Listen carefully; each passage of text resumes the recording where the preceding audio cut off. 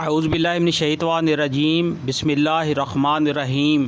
سورہ الصفات مکی، آیات 138 تا 182۔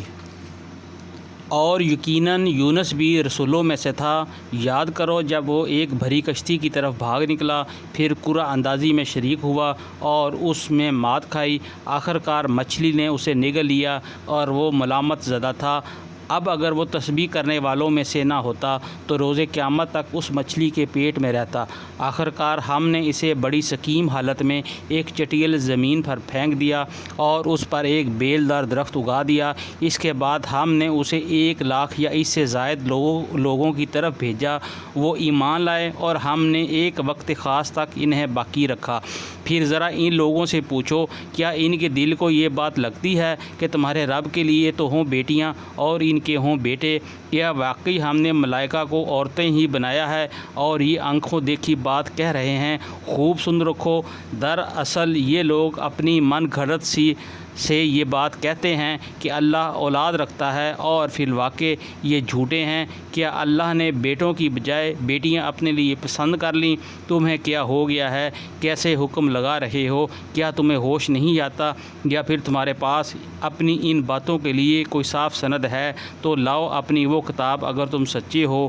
انہوں نے اللہ اور ملائکہ کے درمیان نسب کا رشتہ بنا رکھا ہے، حالانکہ ملائکہ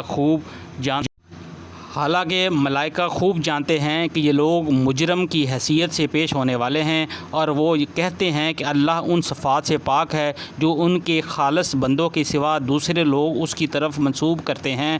پس تم اور تمہارے یا معبود اللہ سے کوئی کسی کو پھیر نہیں سکتے اگر صرف اس کو جو دوزخ کی بھڑکتی ہوئی آگ میں جھلسنے والا ہو۔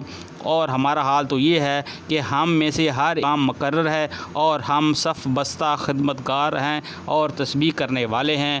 یہ لوگ پہلے تو کہا کرتے تھے کہ کاش ہمارے پاس وہ ذکر ہوتا جو پچھلی قوموں کو ملا تھا تو ہم اللہ کے چیدہ بندے ہوتے، مگر جب وہ آ گیا تو انہوں نے اس کا انکار کر دیا، اور ان قریب انہیں اس روش کا نتیجہ معلوم ہو جائے گا۔